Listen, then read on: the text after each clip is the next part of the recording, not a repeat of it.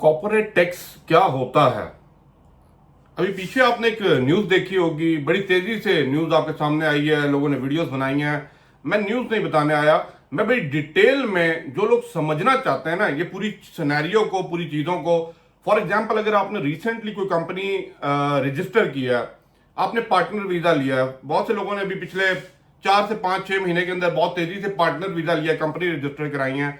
ये वीडियो लाजमी देखिएगा, क्योंकि अभी लोगों ने आपको आगे तो बता दिया कि पेनल्टी इसके ऊपर पड़ने वाली है अगर आप ये रजिस्टर नहीं कराते। बट मैं थोड़ा सा प्रॉपरली पूरे सिनेरियो को आपको समझाना चाहता हूं कि एक्चुअली कॉर्पोरेट टैक्स है क्या और कैसे ये कहते हैं ना इंपैक्ट या अफेक्ट कर रहा है आपकी कंपनी के ऊपर या आपके वीजे के ऊपर। लाजमी पूरी वीडियो देखिएगा और अगर आपको अच्छी लगे तो शेयर भी कीजिएगा। सबसे पहले कॉर्पोरेट टैक्स होता क्या है। कॉर्पोरेट टैक्स का मतलब है कि कोई भी कंपनी जब किसी भी कंट्री में काम करती है, काम करने के बाद जो उसका मुनाफा होता है ना, उस मुनाफे में से कुछ परसेंटेज गवर्नमेंट को दिया जाता है और गवर्नमेंट जो है उस परसेंटेज को सबसे कलेक्ट करने के बाद फलाह और बहबूद के काम करती है, डेवलपमेंट के काम करती है, उस कंट्री के लिए इंफ्रास्ट्रक्चर डेवलप करती है, लोगों के लिए और बेहतरी और आसानियां पैदा करती है। ये आपको क्लियर हो गया।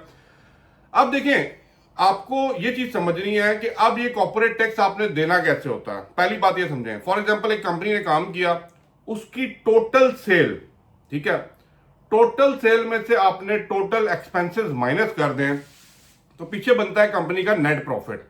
अब नेट प्रॉफिट के ऊपर आप देते हैं कॉर्पोरेट टैक्स। अब मैं यूएई की बात करूं, जो ताजा खबर आई है, ताजा न्यूज आई है, उसके मुताबिक आपको अपने नेट प्रॉफिट के ऊपर 9% जो है कॉर्पोरेट टैक्स देना है। लेकिन इसके अंदर भी 2 4 कंडीशंस हैं, वो मैं आपको बताता हूं। इससे पहले आप पहले ये चीज समझिए कि जब भी आपने कोई भी कंपनी यहां पर रजिस्टर करनी है या कर ली है, आप लोगों पे लागू है कि आपने ये जो कॉर्पोरेट टैक्स का रजिस्ट्रेशन लाजमी करवा लेनी है। अब आप लोग कहेंगे भाई हम पे कैसे लागू होगा, हम तो कमाई थोड़ा रहे हैं। उसके बारे में मैं बात बताता हूं।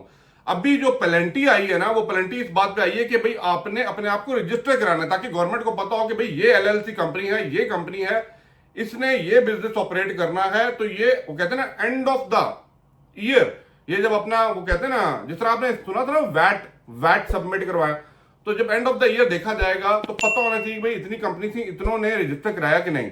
अगर आप लोग रजिस्टर नहीं कराएंगे तो आपको 10,000 दिरहम का जुर्माना होगा। उसको साइड पे रख दें, कितना हमने वैट वो सॉरी टैक्स देना है नहीं देना वो अलग चीज है। लेकिन इमीडिएटली रजिस्ट्रेशन ना कराने पे जब आपकी कंपनी फॉर्मेशन होती है 3 महीने के अंदर अंदर, और ये ऑलरेडी डेडलाइन आ चुकी है, और ये जो मार्च अप्रैल मई में बहुत तेजी से लोगों ने पार्टनर वीजा के पीछे कंपनियों को रजिस्टर किया है ना, उनकी डेडलाइन ये जून की एंड तक आ रही है। I hope so you understand now. अब जो चीज है ना, अब आपको यहाँ पे 2 चीजें समझनी है। 2 तरह की कंपनीज होती हैं, एक होती है सोल स्टैब्लिशमेंट कंपनीज होती हैं। उनके लिए जो क्राइटेरिया है वो थोड़ा सा डिफरेंट है। उनके लिए कि अगर सोल में आप काम कर रहे हैं, जो आपके 100% शेयर होल्डर हैं, एक बंदा, तो उनके लिए कि अगर आप 1 मिलियन या 1 मिलियन प्लस का नेट प्रॉफिट रजिस्टर आपको भी होना है, तब आपके ऊपर 9% लागू होगा।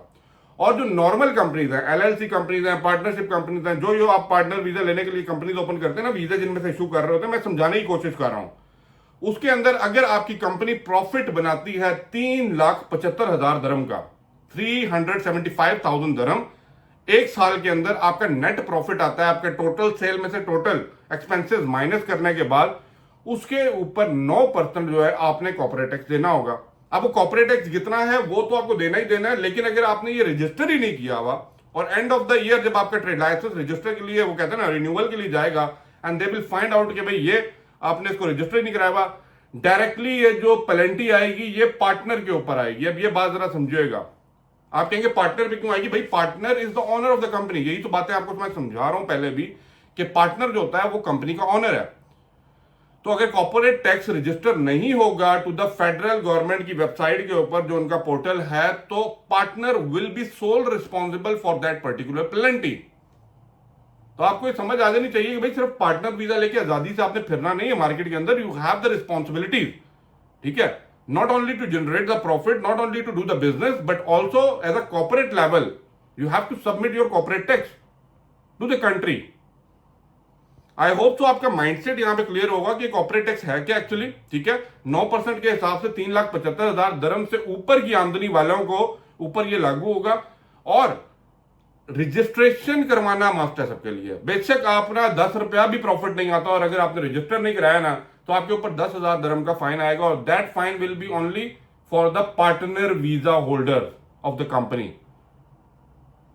काइंडली आई होप सो मैंने बड़े इजी वे में सारी चीजों को क्लियर करने की कोशिश की है। मैंने जो पॉइंट यहाँ पे लिखे थे, आई होप सो 30 जून तक भी कुछ डेट्स है, ठीक है। आप इसको देख लीजिए। अगर आप एलएलसी में हैं, आप सोल एस्टैब्लिशमेंट के अंदर हैं, पूरे यूएई के अंदर ये लागू है, सिर्फ दुबई की बात नहीं कर रहा। पूरे यूएई में आपने जब भी कंपनी रजिस्टर करानी है, immediately you have to register your company under the federal tax authority, और आपको अपने मेंशन करना है जो रिटर्न होता है, ठीक है।